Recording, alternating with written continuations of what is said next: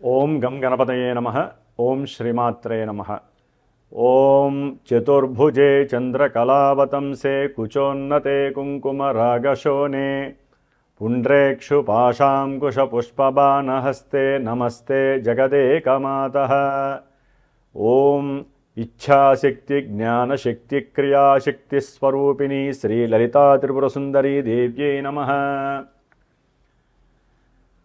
జ్ఞానసిద్ధిని వీక్షిస్తున్నటువంటి ప్రేక్షకులందరికీ కూడా సంక్రాంతి శుభాకాంక్షలు. ఈ 2026వ సంవత్సరంలో జనవరి 14వ తేదీన సౌరమానం ప్రకారము మనకున్నటువంటి 2 ఆయనముల్లో ఉత్తరాయణము దక్షిణాయనము ఇందు సూర్యభగవానుడు మకర రాశిలో తన సొంత నక్షత్రమైనటువంటి ఉత్తరాషాఢ నక్షత్రము 2వ పాదములో ఆయన సంచారం ప్రారంభించిన దగ్గర నుంచి మరలా కర్కాటక రాశిలోకి పునర్వసు నక్షత్రంలో ప్రారంభించేంత వరకు కూడా ఉత్తరాయణ పుణ్యకాలం అంటారు. ఈ ఉత్తరాయణ పుణ్యకాలంలో మరి మనం సూర్య భగవానుడు ఆ రాశిలో ప్రవేశించి మరి మకరము, కుంభము, మీనము, మేషము, వృషభము, మిథునము ఈ 6 మాసాలు కూడా తన యొక్క సంచారాన్ని ఆ విధంగా చేస్తూ ఎన్నో గ్రహాలతో మిళితమై మరి ఈ మధ్యలో మనకున్నటువంటి 12 రాశుల్లో కుంభరాశిలో ఉన్నటువంటి రాహువుతో, మీనరాశిలో ఉన్నటువంటి శని భగవానుడితో, అట్లాగే మిథునంలో గురు మహానుభావుడితో ఈయన తన సంచారాన్ని కావిస్తూ ఉంటాడు. కాబట్టి ముఖ్యంగా ఈ యొక్క జనవరి 14 నుంచి కూడా సంక్రాంతి పండుగ మనకి ఎంత విశేషమో, అంతరిక్షంలో ఒక 4 గ్రహాలు ఒకే రాశి అనేటటువంటి ఒక ఇంట్లో, అది కూడా శని ఇల్లు, మనకున్నటువంటి భావాలలో 10వ భావము అంటే కర్మస్థానములో ఈ రవి మహానుభావుడు ఈయన ఆరోగ్యాన్ని, ప్రభుత్వ కార్యకలాపాలని, ప్రభుత్వ ఉద్యోగాదులని, అలాగే ప్రభుత్వానికి సంబంధించినటువంటి కార్పొరేటర్ నుంచి పిఎం వరకు ఉన్నటువంటి స్థాయి కలిగినటువంటి అందరి మంత్రులని కూడా రాజకీయం అనే పదానికి రాజు, అట్లాగే గ్రహాలకి రాజు అయినటువంటి ఈ రవి మకర రాశిలో జనవరి 14వ తేదీన దాదాపుగా ఈ ఉత్తరాషాఢ నక్షత్రము, అట్లాగే శ్రవణ నక్షత్రము, ధనిష్ఠా నక్షత్రము ఈ 3 నక్షత్రాల్లో రవితో పాటుగా సైన్యాధ్యక్షుడైనటువంటి సమస్త సైనికులు, అటు మిలిటరీ కానివ్వండి, సిఐడి కానివ్వండి, సిబిఐ కానివ్వండి, పోలీస్ వ్యవస్థకి సంబంధించినటువంటి, వైద్య శాస్త్రానికి సంబంధించినటువంటి, మరి గృహ కట్టడాలని, గృహ నిర్మాదుల్ని, రియల్ ఎస్టేట్ రంగాలని, వ్యవసాయాన్ని, భూముల్ని, అడవుల్ని, ఇట్లా ఎన్నో రకాలని కమాండ్ చేసేటటువంటి గ్రహము కుజభగవానుడు. అట్లాగే బుధుడు ఈయన బంధువుల్ని, ముఖ్యంగా తెలివితేటలు, మనోనిశ్చయము, పట్టుదల, మంచి యాటిట్యూడు, అవతల వాళ్ళని ఆకర్షించటం, వ్యాపారపరమైనటువంటి సమస్త క్రయ విక్రయాదులని, వాటికి సంబంధించిన మధ్యవర్తిత్వాలని,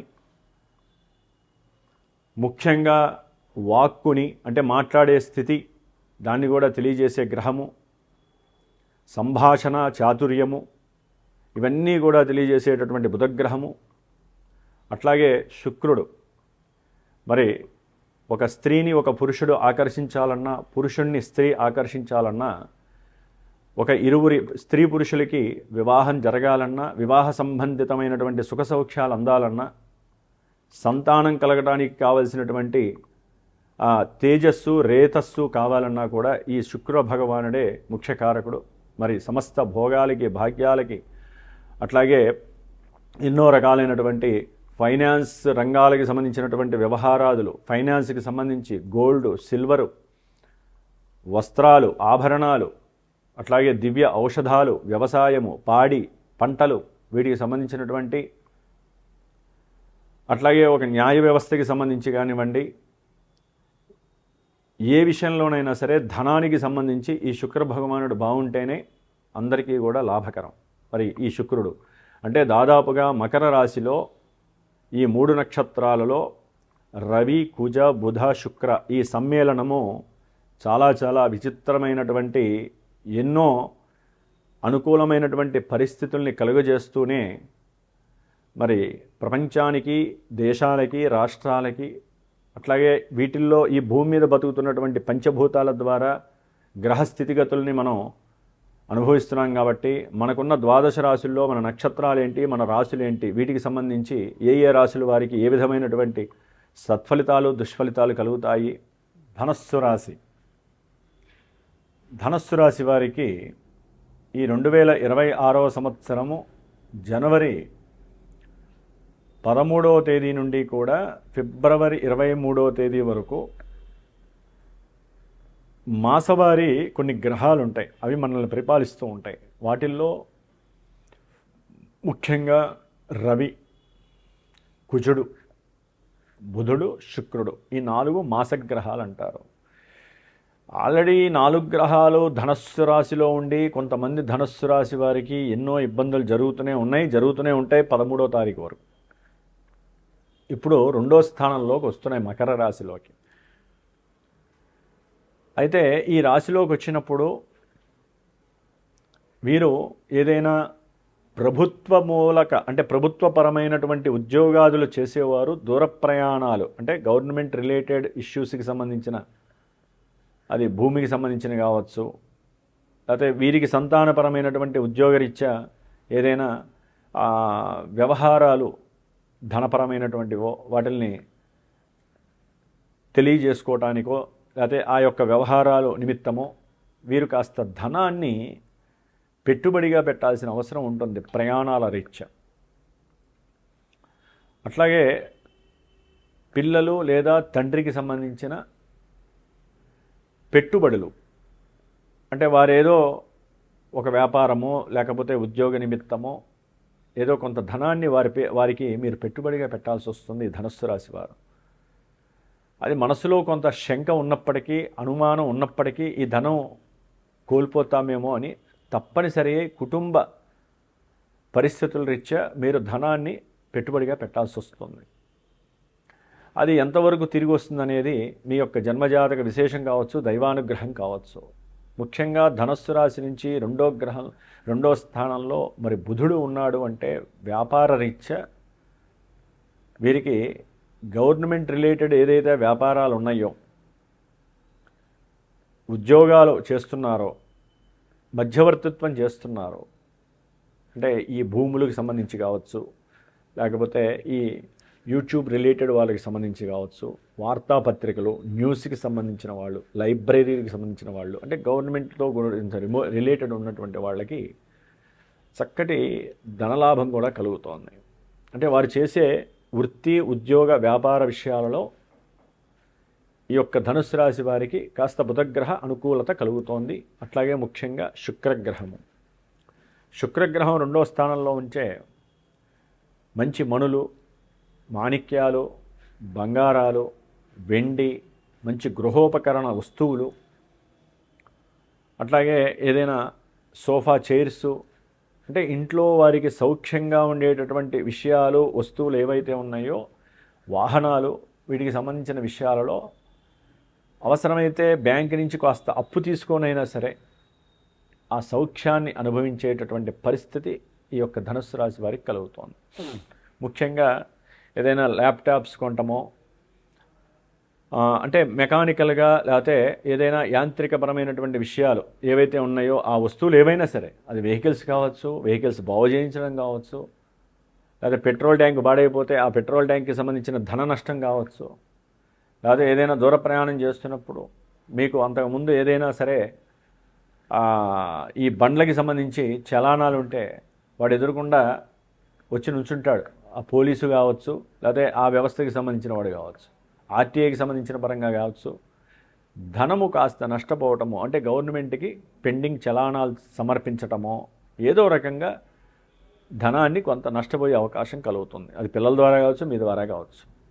అట్లాగే కుటుంబంలో భోజనం చేసేటప్పుడు లేనిపోని ఆలోచనలు పెట్టుకోకండి. దాని ద్వారా కొరబోయి అంటే కాస్త గొంతులో ఇబ్బంది కలిగి అది మిమ్మల్ని హాస్పిటల్కి తీసుకునే పరిస్థితి కూడా కలుగజేస్తుంది. కాబట్టి ఆలోచన చేస్తూ భుజించకండి. అవతల వ్యక్తులతో, ముఖ్యంగా కుటుంబ సభ్యులతో మాట్లాడేటప్పుడు తండ్రితో కానీ, అన్నదమ్ములతో కానీ, సంతానంతో కానీ, బంధువుల పరంగా కానివచ్చు, భార్యతో కానివ్వండి, భార్యా తరపు బంధువులతో కానివ్వండి, మీ ఎక్స్ పార్టీ వాళ్ళతో కానీ ఎవరితో మాట్లాడినా ధనుస్సు రాశి వారు కొంచెం ఆలోచన చేస్తూ జాగ్రత్తగా ఆచితూచి ఫిల్టరింగ్ చేస్తూ మాట్లాడండి. తెలివితేటలు మీ యొక్క బుద్ధిని వక్రీంపరించకుండా తెలివితేటలతో మాట్లాడితేనే మీరు గెటాన్ అవుతారు. అతి కోపము, అతి ఆవేశము, నోరు జారటము వీటి వలన లేనిపోని పోలీసుల ఆగ్రహానికి కావచ్చు, న్యాయవాదుల యొక్క ఆగ్రహానికి కావచ్చు, లేదా గురువుల యొక్క ప్రతికూలత కలగచ్చు, చదువుకునే విద్యార్థులకి ఇంకేదైనా సమస్యలు కలగచ్చు, ఏకాగ్రత లోపించవచ్చు. వీళ్ళ వలన మీరు కొన్ని ఇబ్బందులు పడతారు. నోటి మాట జాగ్రత్తగా ఉంచుకోండి. ధన నష్టము జరగకుండా కాపాడుకోండి. అట్లాగే వచ్చినటువంటి ధనాన్ని కూడబెట్టుకునే ఆలోచన చేసుకోండి. ఏదైనా అప్పులుంటే వచ్చినటువంటి ధనం ద్వారా, వ్యాపారం ద్వారా కావచ్చు, ఉద్యోగం ద్వారా కావచ్చు, అప్పుల్ని తీర్చుకోండి. కాస్త వీళ్ళకి ఉద్యోగం చేసేటటువంటి వాళ్ళకి కొంచెం అధిక మొత్తంలో ధనము ఏదో రూపకంగా వచ్చే అవకాశాలు కలుగుతున్నాయి. భార్యాభర్తల మధ్య ఏదైనా వాగ్దోషము ఉన్నట్లయితే దాన్ని తొలగించుకోవడానికి ఇరువురు కూర్చొని చక్కగా ఆనందంగా మాట్లాడుకోండి. లేదా బయటికి ఏదైనా షికారుగా వెళ్ళి అక్కడ మాట్లాడుకొని వాళ్ళకు ఉన్నటువంటి సమస్యని నివృత్తి చేసుకోండి. లేదా గృహంలో ఎప్పుడూ కూడా వేడి అనేది అంటే ఒక అగ్నిగుండం రేగుతూనే ఉంటుంది రవికుజుల వలన. కాబట్టి వీరు ముఖ్యంగా ధనస్సు రాశి వారు ఆదిత్య హృదయాన్ని నిత్యము చదవండి. అంగారక అష్టోత్తరము అదే లేకపోతే అంగారక అష్టోత్తరంతో మన కందులతో పూజ చేయండి అంగారక గ్రహం దగ్గర.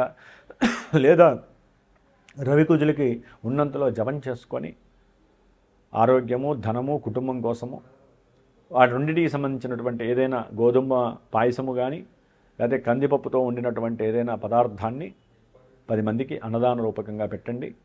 మీకు ఆ 2 గ్రహాల యొక్క దోషము తొలగిపోతుంది. ఈ చతుర్గ్రహ కూటమి వలన మీకు మిక్సింగ్ సంబంధించి అంటే కొన్ని ఎన్నో రకాలైనటువంటి అనుకూలతలతో పాటుగా కొన్ని ప్రతికూలతలు కూడా కలిగి మిమ్మల్ని ఆరోగ్యపరంగా కొంత ఇబ్బందులు పెడతాయి. కాబట్టి దేన్నైనా ఎదుర్కోవడానికి సిద్ధంగా ఉండండి. ఆర్థిక విషయాలలో ఎన్నో రకాలైనటువంటి మీకు అనుకూలతలు కలుగుతున్నాయని చెప్పవచ్చు. ఓం శ్రీ మహాలక్ష్మీదేవి నమః.